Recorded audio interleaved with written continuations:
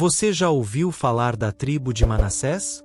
Já parou para pensar como um povo pode carregar dentro de si a força de uma bênção, o peso de uma promessa e, ao mesmo tempo, a marca de uma história quase esquecida? Existe algo de profundamente intrigante na jornada dessa tribo. Não apenas pelo fato de ter sido formada a partir de um filho de José, aquele mesmo José dos sonhos, o governador do Egito, mas pelo modo como ela se espalha pelo mapa da Bíblia, ora com protagonismo, ora à sombra de outras tribos mais lembradas. O que aconteceu com esse povo? Como se desenvolveu a trajetória daqueles que herdaram terras dos dois lados do Jordão, mas que também herdaram os desafios de manter viva sua identidade? A resposta para essas perguntas passa por desertos, promessas, batalhas e fé. E talvez, ao conhecermos a história deles, a gente descubra mais sobre a nossa própria caminhada com Deus. É curioso como, na Bíblia, os detalhes mais escondidos às vezes guardam os maiores tesouros. Manassés não foi apenas um nome citado em listas de genealogias ou nos mapas de repartição da terra prometida. Essa tribo representa uma chave para entender como Deus age com generosidade, mesmo quando tudo parece perdido. Como Ele planta sementes onde ninguém espera, e faz florescer propósitos onde só havia silêncio. Manassés é fruto de uma história improvável. É o primogênito de José com uma egípcia, nascido fora da Terra Santa, longe de seus tios e avô Jacó, e mesmo assim, recebeu uma bênção que ultrapassou fronteiras. Foi adotado por Jacó como um de seus próprios filhos, e com isso, inserido diretamente no coração da promessa feita a Abraão. Isso não te faz pensar? Como alguém pode nascer aparentemente fora do plano, mas ser colocado bem no centro da promessa? A história da tribo de Manassés é também uma história de dualidade.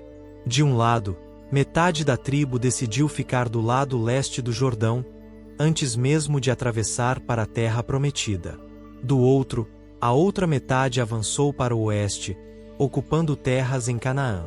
Uma tribo dividida, mas chamada à unidade. Um povo com os pés em dois mundos, mas com o coração convocado à fidelidade. Essa divisão territorial também reflete um conflito interno que muitos de nós enfrentamos até hoje. Como manter firme nossa identidade espiritual quando estamos divididos entre o conforto e o chamado? Entre o que já conquistamos e o que ainda precisamos enfrentar? Entre ficar onde é mais fácil ou avançar para onde Deus está nos chamando? Neste vídeo, vamos caminhar juntos pela trajetória desse povo. Vamos explorar suas origens, entender seu papel na história do povo de Deus, e nos maravilhar com os detalhes que revelam a ação divina em cada etapa. Vamos ver como os filhos de Manassés se tornaram espelho de nossas próprias lutas. Lutar pelo que é nosso, permanecer firmes mesmo quando estamos separados, confiar mesmo quando as promessas parecem distantes. E quem sabe, ao final desse vídeo, você se enxergue um pouco neles. Porque no fundo, todos nós carregamos dentro da alma uma parcela de Manassés. A parte que precisa lembrar quem somos, de onde viemos e qual é o nosso destino diante de Deus. Você já conhecia essa história? Ou é a primeira vez que ouve falar da tribo de Manassés com tantos detalhes? Comenta aqui embaixo se essa história já era familiar para você ou se tudo isso está abrindo uma nova janela na sua fé. Porque, às vezes, entender a origem de um povo é o que nos ajuda a entender o nosso próprio caminho. A história da tribo de Manassés começa muito antes da ocupação de terras e das batalhas travadas na terra prometida. Ela nasce dentro de um momento delicado, cheio de reviravoltas e milagres, na vida de um homem chamado José. Um homem que foi vendido pelos irmãos, lançado em uma cova, jogado em uma prisão, e que mesmo assim, com a graça de Deus, se tornou governador do Egito. Quando José teve seus filhos, já estava em uma posição de destaque, mas seu coração ainda carregava a memória da dor e da separação de sua família. O nome que ele escolheu para seu primogênito revela muito sobre o que se passava dentro dele. A José nasceu o primogênito, e ele o chamou Manassés, porque dizia: Deus me fez esquecer todo o meu sofrimento e toda a casa de meu pai, como está no livro do Gênesis, capítulo 41, versículo 51. Ou seja, Manassés carrega no nome a cicatriz de uma dor superada. Ele é símbolo de recomeço, de cura, de renovação. E é com essa marca que sua descendência começa. Jacó, já idoso e perto da morte, é quem dá um novo rumo à vida desse menino. Ao reencontrar José no Egito e conhecer seus netos, Efraim e Manassés, Jacó faz algo surpreendente. Ele adota os dois como se fossem seus próprios filhos, colocando-os no mesmo nível dos 12 patriarcas. Isso muda tudo. Com essa adoção, Manassés não seria apenas um neto, mas um fundador de uma tribo, com direito a uma herança dentro da terra prometida. Isso era muito mais do que um gesto de carinho. Era uma bênção profética. Era Jacó estendendo a promessa de Deus para uma geração nascida fora da terra, fora da aliança visível. Era um lembrete de que Deus não se limita à geografia, ao sangue puro ou à linhagem tradicional. Ele escolhe quem Ele quer, e faz florescer onde muitos diriam que não há raízes. E assim, Manassés passa a fazer parte do plano maior de redenção do povo de Deus. O interessante é que, mesmo sendo o primogênito, Manassés não recebeu a bênção principal. Jacó, num gesto que causou espanto até mesmo em José, cruzou os braços e impôs a mão direita, símbolo de autoridade, sobre a cabeça do irmão mais novo, Efraim. José tentou corrigir o pai, lembrando que Manassés era o mais velho, mas Jacó, guiado por inspiração divina, manteve o gesto e declarou que Efraim seria mais numeroso. Isso não significa que Manassés foi rejeitado. Ao contrário, ele também foi abençoado, mas seu caminho seria diferente. Isso nos ensina algo profundo. Mesmo quando não somos os escolhidos para o primeiro lugar, ainda estamos dentro da bênção. O plano de Deus para cada um é único, e não se mede por comparação. A tribo de Manassés teria um papel vital na história de Israel, mesmo sem carregar o nome mais lembrado. Quando o povo de Israel finalmente se prepara para entrar na terra prometida, após anos no deserto, cada tribo recebe sua porção de terra.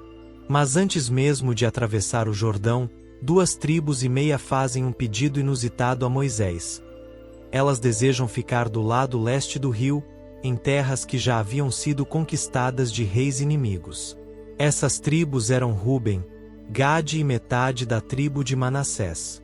Moisés, inicialmente relutante, só concorda depois que esses homens prometem que vão à guerra junto com o resto de Israel, e só voltarão para suas casas depois que todos tiverem recebido suas terras. E assim ficou estabelecido que metade da tribo de Manassés ficaria no lado leste do Jordão, enquanto a outra metade receberia sua parte no lado oeste. Isso cria uma das características mais marcantes dessa tribo: sua divisão geográfica. Metade em um lado, metade no outro. Um povo dividido, mas chamado a viver em unidade. Essa divisão, porém, trouxe desafios. O lado leste, mais afastado do centro religioso e político de Israel, corria o risco de se desconectar espiritualmente. Com o tempo, de fato, vemos que as tribos do leste enfrentaram mais dificuldades para manter viva sua fé e sua identidade. Mas mesmo assim, Manassés não desapareceu. Eles construíram cidades, organizaram seus clãs, desenvolveram uma estrutura forte. Seu território era vasto, chegando até as regiões de Bazã e Gileade, terras férteis e estratégicas. A tribo de Manassés deu origem a homens valentes, guerreiros respeitados, líderes influentes. Entre seus descendentes estavam soldados poderosos, capazes de empunhar armas com habilidade e liderar com coragem. Mas também estavam ali homens espirituais, capazes de lembrar o povo de suas raízes, de suas promessas, de seu Deus. Ao longo dos livros históricos da Bíblia, vemos a presença de Manassés em diversas batalhas e decisões importantes. Durante o tempo dos juízes, por exemplo, um dos grandes libertadores de Israel veio dessa tribo, Gideão. Sim, o mesmo Gideão que, com apenas 300 homens, derrotou um exército inimigo incomparavelmente maior, confiando apenas na direção de Deus. Gideão era da tribo de Manassés, e sua história mostra como, mesmo em tempos de medo e insegurança, Deus levanta os que parecem fracos para confundir os fortes. Isso reforça a ideia de que a tribo de Manassés, mesmo dividida, mesmo distante, não estava fora do plano divino. Pelo contrário, ela era palco de milagres, cenário de fé, terreno de promessas cumpridas. A história de Manassés não é apenas sobre geografia e genealogia. É sobre identidade, fé e resiliência. Um povo que nasceu da dor de um pai, foi abraçado pela bênção de um avô, recebeu uma herança dupla e enfrentou o desafio de se manter unido mesmo quando separado. É impossível não fazer paralelos com a nossa própria vida. Quantas vezes também nos sentimos divididos entre o passado e o futuro, entre a fé e a dúvida, entre o que já conquistamos e o que ainda esperamos de Deus. A tribo de Manassés nos lembra que, mesmo quando a vida nos coloca em lados opostos do rio, ainda há um chamado para a unidade. Ainda há um lugar na promessa. Ainda há espaço para crescer, florescer e lutar por aquilo que Deus já declarou ser nosso. Mas como essa tribo enfrentou as pressões da idolatria, as guerras internas e os desafios do exílio?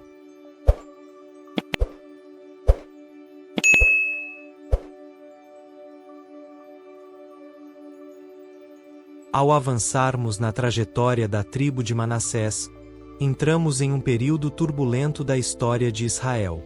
Um tempo marcado por divisões políticas, reinos separados, idolatria crescente e uma constante oscilação entre fidelidade e rebeldia. A tribo de Manassés, assim como as demais, não ficou imune a esse cenário.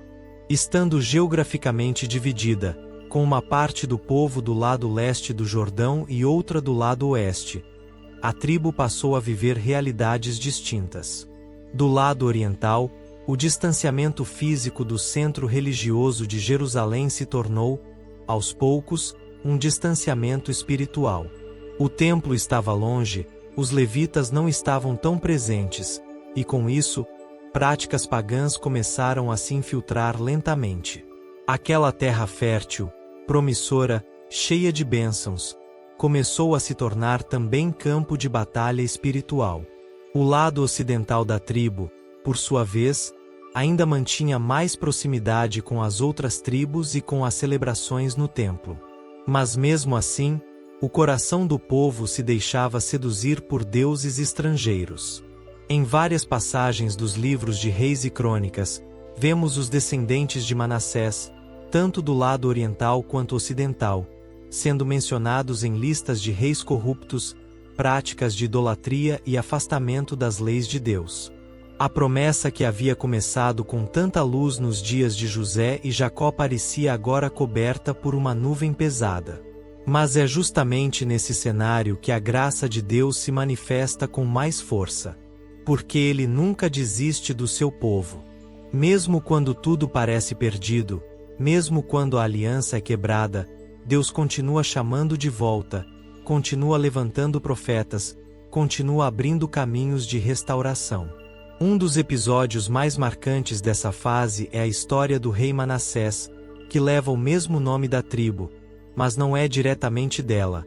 Ele é descendente de Davi e reina em Judá. No entanto, sua história se conecta com a essência do que a tribo representa. Alguém que começa mal, se afasta completamente de Deus, cai em práticas abomináveis, mas que, no fim, se arrepende profundamente e é restaurado. O rei Manassés reinou durante 55 anos, e grande parte desse tempo foi marcada por idolatria, feitiçaria, sacrifícios humanos e a instalação de ídolos dentro do próprio templo do Senhor. Ele foi considerado um dos reis mais perversos de Judá. Mas quando foi levado cativo pelos assírios, caiu em si, humilhou-se profundamente diante de Deus, orou, e foi perdoado. Deus o restaurou e o trouxe de volta a Jerusalém. Esse acontecimento, registrado em 2 Crônicas capítulo 33, é um reflexo da misericórdia divina, e serve como um espelho para a própria tribo de Manassés. Mesmo quem parece ter ido longe demais pode voltar.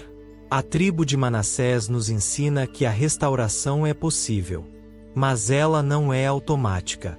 Ela exige arrependimento, humildade e uma volta consciente ao Senhor. A própria geografia da tribo, dividida entre dois lados do rio, se transforma em metáfora espiritual. Quantos de nós também vivemos divididos? Parte em Deus, parte no mundo. Parte confiando, parte duvidando. Parte na luz, parte ainda nas sombras. Mas a promessa permanece. Se voltarmos, seremos restaurados.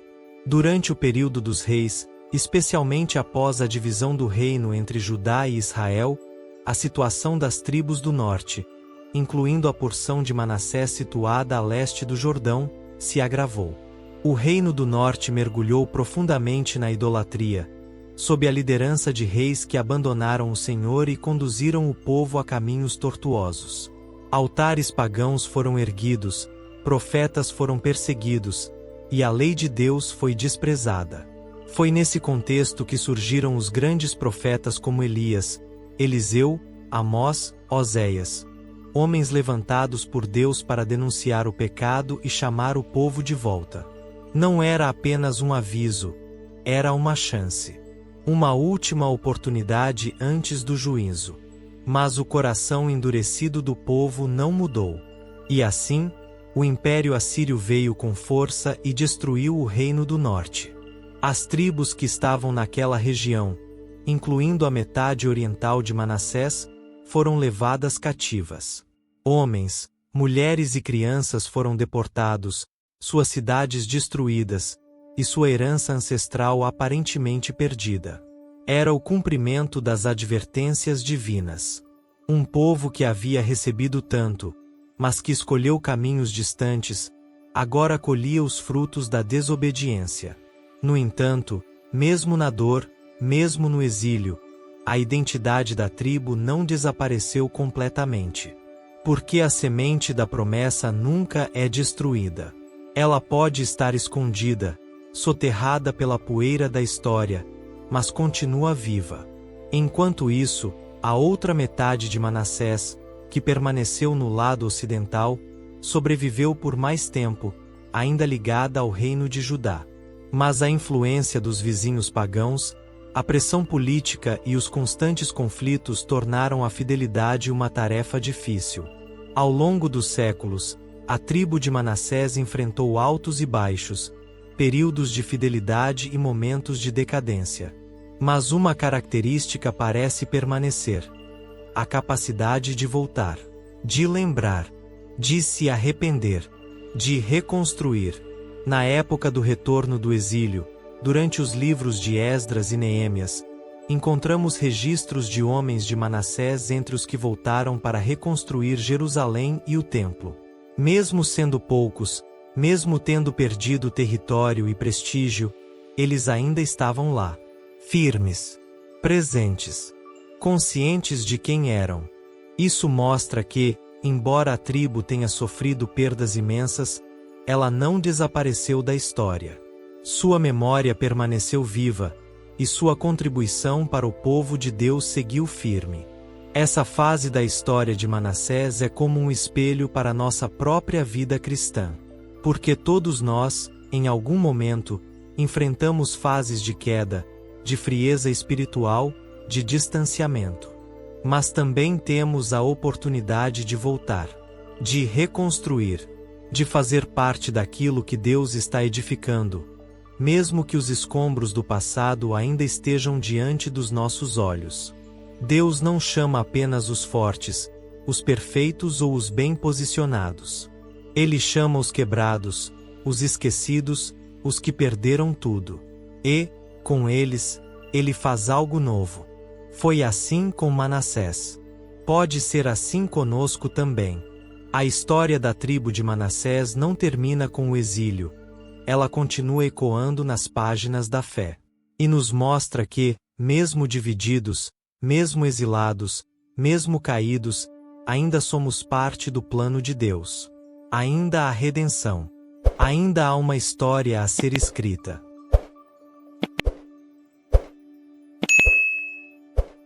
A história da tribo de Manassés continua a se desenrolar como uma tapeçaria rica em contrastes, fios de glória e queda, de aliança e esquecimento, mas também de retorno e esperança.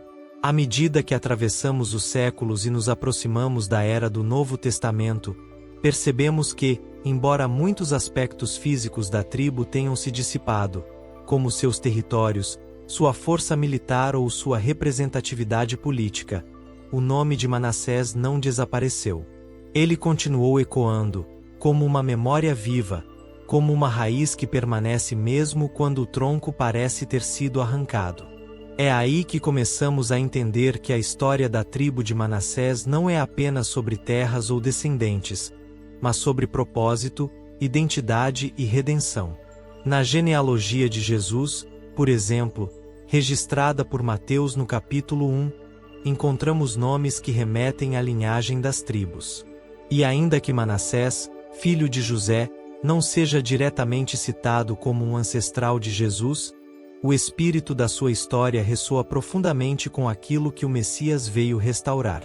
Jesus não veio para os íntegros, mas para os perdidos. Não para os que estavam em posição de honra, mas para os esquecidos, para os exilados, para aqueles que, como Manassés, estavam divididos, distantes, espalhados. A missão de Cristo foi justamente unir o que estava separado, curar o que estava ferido, salvar o que estava perdido. E se há uma tribo que simboliza essa jornada de divisão e reunião, de queda e restauração, é Manassés.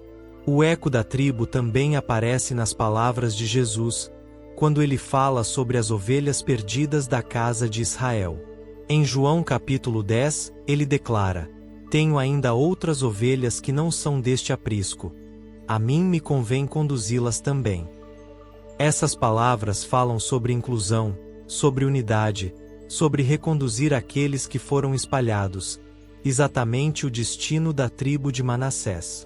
E se olharmos para os apóstolos, para as comunidades cristãs que surgiram logo após Pentecostes, veremos que muitos judeus da diáspora começaram a retornar à fé através do Evangelho. Eles vinham de todas as partes, inclusive das regiões antigas onde os descendentes de Manassés haviam sido levados. A mensagem de salvação estava reunindo o que antes estava disperso. E há ainda um detalhe poderoso e simbólico no livro do Apocalipse, capítulo 7, quando são listadas as tribos que comporão os 144.000 selados. Lá, entre as 12 tribos mencionadas, Manassés está presente. Sim, mesmo após séculos de queda, divisão e exílio, Deus ainda inclui Manassés entre os escolhidos. A presença do nome ali não é um acaso. É um selo de redenção. Uma declaração divina de que nada está perdido para sempre. Que mesmo uma tribo que perdeu parte da herança, que se dividiu, que caiu na idolatria e foi levada cativa, ainda pode ser restaurada à sua posição de honra no plano eterno de Deus. Esse ponto é crucial porque nos conecta diretamente com a nossa fé cristã. Quantas vezes, ao longo da nossa vida, nos sentimos como Manassés? Divididos, confusos, espiritualmente exilados? Quantas vezes deixamos o que era essencial se perder no meio do caminho? Mas Apocalipse nos lembra: Deus não esquece nomes. Ele não apaga histórias. Ele redime. Ele restaura. Ele escreve um novo final, mesmo quando o enredo parece já ter terminado. E esse novo final é glorioso, porque não depende da força da tribo, mas da fidelidade do Deus que a chamou. Por isso, a tribo de Manassés nos deixa um legado espiritual que vai muito além da narrativa histórica. Ela representa o coração dividido do homem, que ora está com Deus, ora distante. Representa o perigo de confiar mais na herança recebida do que na obediência contínua. Mas, acima de tudo, ela representa a chance de retorno, a possibilidade do recomeço, o poder do arrependimento, a beleza da restauração. E isso é profundamente atual, porque vivemos em tempos onde muitos também se sentem divididos. Pessoas que cresceram na fé, ouviram as promessas, mas que, ao longo da vida, se afastaram. Que foram seduzidas por outras vozes, por outros deuses, por outras promessas. Mas que ainda guardam, bem lá no fundo, a marca de Deus. É por isso que contar a história de Manassés não é olhar para o passado apenas com curiosidade histórica. É olhar para ele como um espelho, como um lembrete, como um chamado. Porque se Deus foi capaz de restaurar uma tribo esquecida, Ele também pode restaurar famílias inteiras hoje. Se Ele não apagou o nome de Manassés da lista final dos selados, Ele também não apaga o seu nome. Se Ele foi paciente com um povo que se dividiu, Ele também é paciente com as nossas indecisões. Manassés nos lembra que ainda dá tempo, que ainda há lugar, que ainda há promessa. E aqui está algo ainda mais profundo. O próprio nome Manassés, como vimos no início, significa Deus me fez esquecer. Mas esse esquecer não é uma amnésia qualquer. É um esquecer que cura, que liberta, que permite recomeçar. É o tipo de esquecimento que o apóstolo Paulo menciona em Filipenses capítulo 3, versículo 13. Esquecendo-me das coisas que para trás ficam, e avançando para as que estão diante de mim, prossigo para o alvo. Esse é o espírito de Manassés. Esquecer o que nos feriu. Esquecer o exílio. Esquecer a idolatria. Esquecer a vergonha. Para prosseguir. Para avançar. Para ser contado entre os fiéis. Chegamos, então, a um ponto em que a história deixa de ser apenas narrativa e se transforma em chamado. Um chamado para voltarmos ao centro da nossa fé. Um chamado para que deixemos para trás as divisões que nos enfraquecem e abracemos, novamente, a unidade com Deus. Manassés não é só uma tribo antiga. É um retrato da alma humana. É um lembrete do que pode acontecer quando nos afastamos. Mas também do que é possível quando decidimos voltar. O Deus que restaurou Manassés é o mesmo que nos chama hoje. Com a mesma voz. Com a mesma ternura. Com a mesma promessa. Ainda que você tenha se perdido, eu sei onde te encontrar. E se você quiser voltar, as portas estão abertas. Agora que percorremos toda essa jornada, desde a origem até a redenção final, é hora de parar e refletir sobre tudo isso. Porque a história de Manassés não termina com um ponto final, mas com uma vírgula. Um convite para continuar. Chegamos ao fim dessa jornada pela história da tribo de Manassés. E agora, depois de atravessar séculos de memórias, bênçãos, quedas e recomeços, o que nos resta é refletir. Porque a verdadeira beleza dessa história não está apenas nos nomes antigos, nas guerras, nas terras conquistadas ou perdidas, mas sim no que ela nos revela sobre o próprio coração de Deus, e sobre o nosso também. A trajetória de Manassés nos mostra que a vida espiritual não é uma linha reta. Ela é cheia de desvios, reviravoltas, momentos de exaltação e de esquecimento. Mas acima de tudo, nos lembra que Deus não desiste de quem Ele chamou pelo nome. Manassés começou sua existência como um presente. Um filho nascido na terra do exílio, mas que carregava consigo a lembrança de que Deus é capaz de transformar dor em esperança. José, seu pai, lhe deu esse nome como forma de declarar: Deus me fez esquecer. Esquecer a amargura. Esquecer o sofrimento. Esquecer a injustiça. Mas, como vimos, esquecer não é o mesmo que apagar. Esquecer, Nesse caso, é curar, é superar, é seguir em frente sem ser paralisado pelo passado. E talvez seja exatamente isso que Deus esteja falando conosco hoje. É tempo de deixar para trás o que te feriu. É tempo de recomeçar. Quantos de nós vivemos com o coração dividido? Quantos já sentimos o peso da distância de Deus, como se tivéssemos sido levados para longe, exilados dentro da própria alma? Quantos já se viram cercados por inimigos internos, como a dúvida, a culpa, o medo ou o cansaço? A história da tribo de Manassés nos mostra que mesmo aqueles que se espalharam, que foram dominados, que caíram, ainda assim podem ser restaurados. Porque o Senhor não vê apenas o momento. Ele vê o propósito. E o propósito nunca é esquecido por aquele que chama. No livro do Apocalipse, Manassés reaparece. Em meio aos selados, ele é lembrado. Isso é mais do que simbólico. É uma promessa viva. Deus não apaga nomes que ele mesmo escreveu. E se ele incluiu Manassés entre os que serão selados no fim dos tempos, isso quer dizer que ele continua a incluir aqueles que muitos já descartaram. Os esquecidos. Os que se desviaram. Os que perderam o rumo. Os que têm o coração rachado entre o mundo e o céu. Se você, em algum momento da vida, se viu assim, a mensagem é clara. Ainda dá tempo. Ainda há lugar. Ainda há redenção. Não é por acaso que essa tribo, cujo nome significa esquecer, está tão presente na memória de Deus.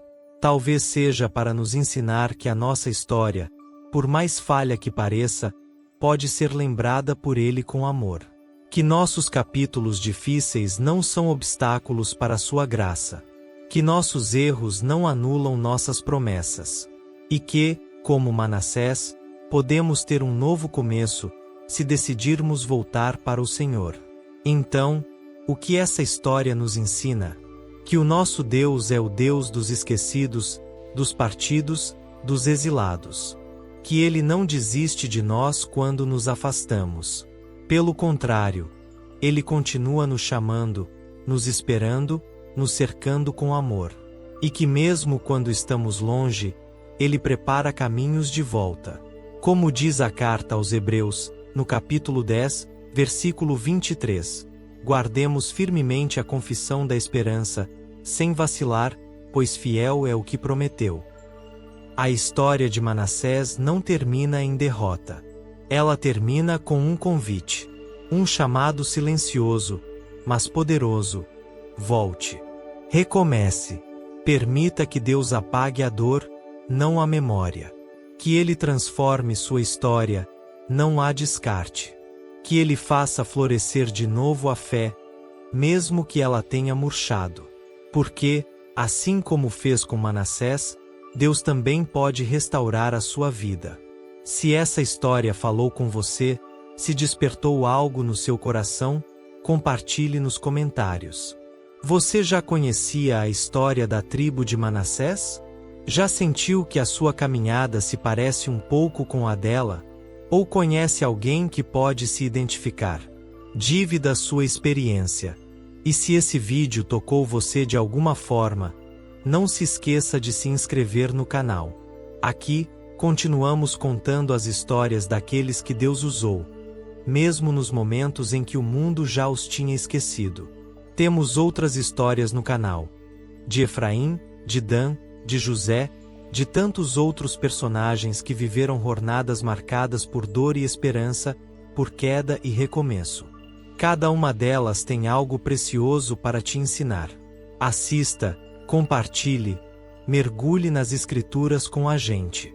E lembre-se, a sua história ainda está sendo escrita. E se ela estiver nas mãos de Deus, ela nunca termina em derrota. Ela termina em redenção. Até o próximo vídeo. E que o Senhor te abençoe com o mesmo amor fiel com que Ele conduziu cada passo da tribo de Manassés.